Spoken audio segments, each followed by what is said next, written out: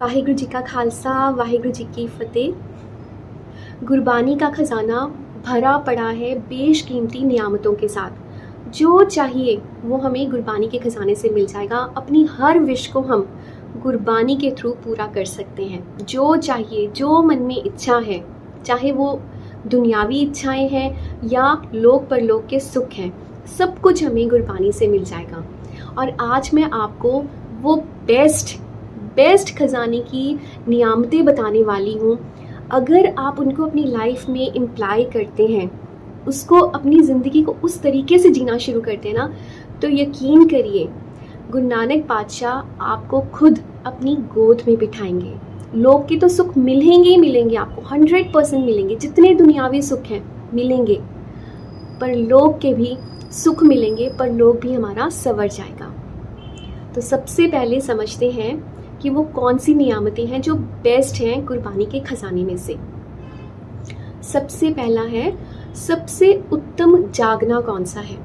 अब जागने को तो लोग रोज़ लेट नाइट पार्टीज़ भी करते हैं, जो चोर हैं वो भी जागते हैं, जो बीमार हैं वो भी जाग रहे हैं, जो सड़कों पे सफाई करते हैं उनको भी सुबह जल्दी जागना होता है ना। कितने सारे लोग हैं जो सिर्फ ट्रेन में उनको ट्रैवल करना है क्योंकि बहुत दूर उनकी नौकरी है, तो रोज़ अर्ली मॉर्निंग उनको अपने घर से निकलना पड़ता है ट्रैवल करने के लिए, और वो वहाँ पे अपनी रोज़ी रोटी के लिए जा रहे हैं। जागना तो उनको भी पड़ रहा है ना, लेकिन उत्तम जागना कौन सा है। उत्तम जागना, द बेस्ट जागना है अमृत वेले का जागना।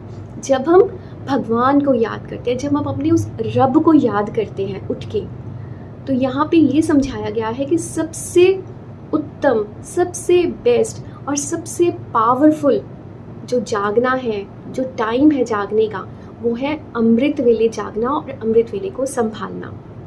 अब सेकंड है आराधना, सिमरन। कौन सा सिमरन सबसे बेस्ट है? जिस भी नाम में आपका मन जुड़ता हो।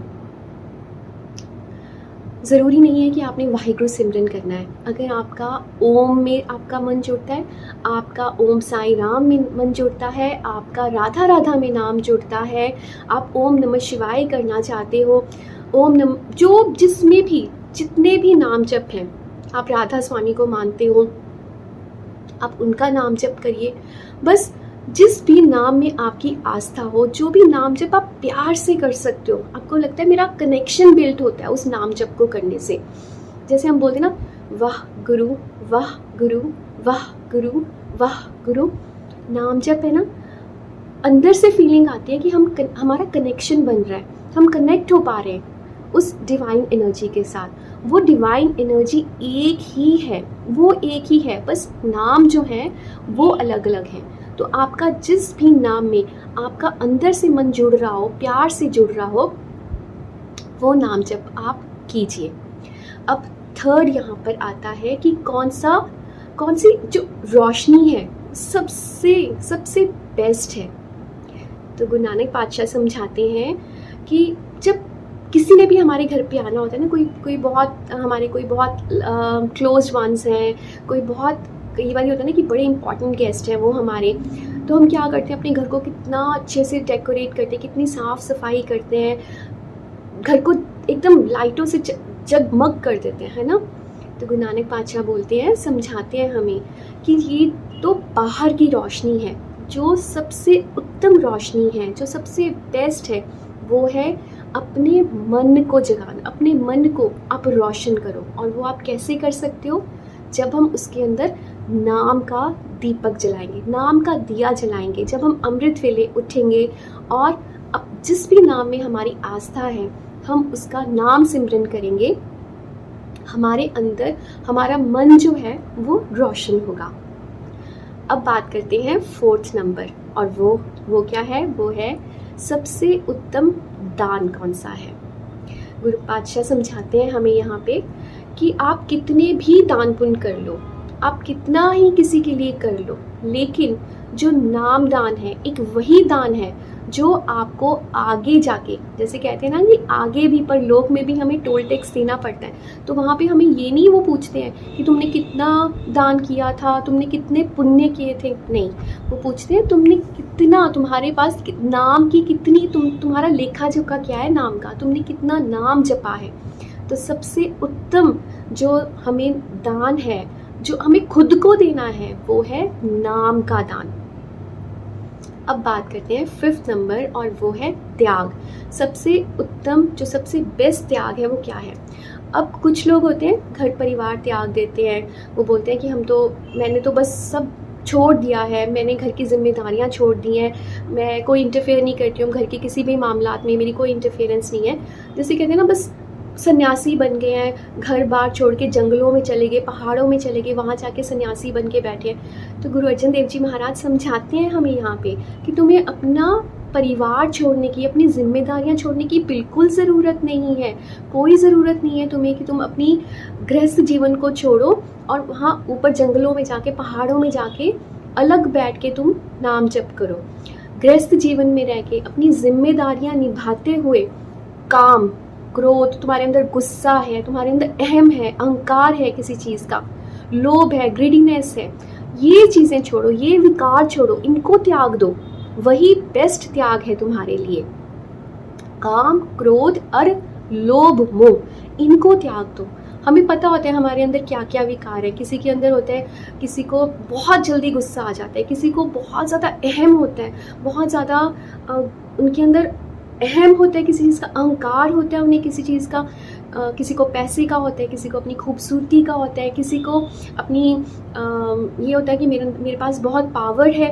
तो गुरु नानक पातशाह कहते हैं कुछ भी तुम्हारे काम नहीं आने वाला है, ठीक है। जब तुमने परलोक में जाना है ना, तो ये सब कुछ यहीं रह जाना है। जो तुम्हें त्याग करने हैं, वहाँ पे जाके किसी ने ये नहीं पूछना तुमने संन्यास लिया था, तुमने अपने घर परिवार की जिम्मेदारियाँ छोड़ दी। वो पीछे बैठे रो रहे हैं जिनको तुम छोड़ कर आए हो, उनकी जिम्मेदारियाँ तुमने छोड़ दी हैं और तुम बैठे हो नाम जप करने। तो वो नाम जप तुम्हारा ज़ीरो है। जब अपनी जिम्मेदारियाँ निभाइए, जो हमें रिस्पॉन्सिबिलिटीज़ मिली हैं, जो हमें किरत करने के लिए मिली है, उसे करते हुए जो हमारे अंदर विकार है, जो हमारे अंदर नेगेटिविटी है, उसका त्याग कीजिए। वो बेस्ट त्याग है। और अब बात करते हैं 6th and the most important, कि मांगना क्या है हमें भगवान से। तो गुरु नानक पातशाह हमें यहाँ पे समझा रहे हैं कि हम सब गृहस्थी वाले हैं ना, तो हम गुरु नानक पातशाह से क्या मांगते हैं। जब भी मंदिर गुरुद्वारे जाते हैं तो हम हमेशा मटेरियलिस्टिक चीज़ें मांगते हैं, दुनियावी चीज़ें मांगते हैं कि मेरी अच्छी जॉब लग जाए, मेरे बिज़नेस में बरकत हो जाए, मेरा चैनल ग्रो हो जाए, मतलब ऐसी चीज़ें सब मांगते हैं ना, कि मेरा अच्छे घर में मेरा रिश्ता हो जाए, मेरा बेटा खूब तरक्की करे। तो गुरु नानक पातशाह बोलते हैं मांगो, ज़रूर मांगना चाहिए। किससे नहीं, अगर वो हमारे गुरु पिता हैं उनसे नहीं मांगना तो किन से मांगना है। लेकिन मांगने का भी एक तरीका है। आप गुरु नानक पातशाह से मांगिए कि मुझे नाम की दात दीजिए, मुझे नाम की मेहर मेरे ऊपर कीजिए कि मैं आपका नाम जप कर सकूं, मैं हमेशा आपका सिमरन करूं, मैं अमृत वेला संभालूं, मैं किसी का हक ना मारूं, मैं हमेशा आपके साथ जुड़ा रहूं, कभी किसी और की तरफ ना देखूं। और जब हम नाम की दात मांगते हैं ना, तो ये बाकी जितनी भी दुनियावी चीज़ें हैं, यकीन करिए वाहिगुरु जी, ये सब कहते हैं ना नौकर है नाम की दात की, ये सब पीछे पीछे आती हैं। फिर जब हम नाम की दात मांग लेते हैं, मांगना जो सबसे बेस्ट जो है खजाने में से, अगर आपको दात मांगनी है गुरु नानक पातशाह से, तो मांगिए, नाम की दात मांगिए। और फिर देखिए आप कि ज़िंदगी कितनी खूबसूरत हो जाती है। जब हम नाम से जुड़ जाते हैं ना, हमारी बाकी सारी प्रॉब्लम्स, हमारी बाकी सारी मुश्किलों का हल गुरु नानक पातशाह वो संभालते हैं।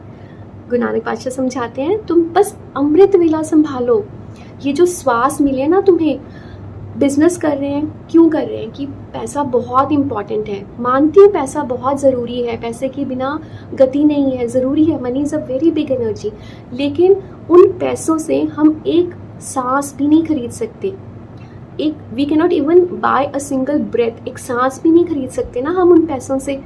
सांस की कीमत समझिए, सांस सबसे इम्पॉर्टेंट। तो अब श्वास श्वास सिमरन, जिस दिन हमें ये समझ आ जाएगा ना कि अमृत वेला कितना इम्पॉर्टेंट है, अमृत वेले में किए गए सिमरन कितने इम्पॉर्टेंट हैं, उस दिन ऑटोमेटिकली सब कुछ ट्रांसफॉर्म हो जाएगा and you will start to see magic in your life.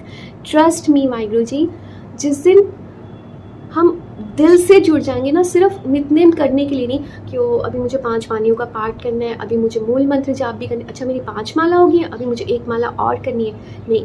जब हमें अंदर से प्यार जागेगा ना, अंदर से मुझे करना है, मन करेगा अंदर से करने का, समझ जाइएगा कि गुरु नानक पातशाह ने हमें अपने साथ अब जोड़ लिया है और अब हमने उनका हाथ कभी भी नहीं छोड़ना, कभी भी नहीं छोड़ना।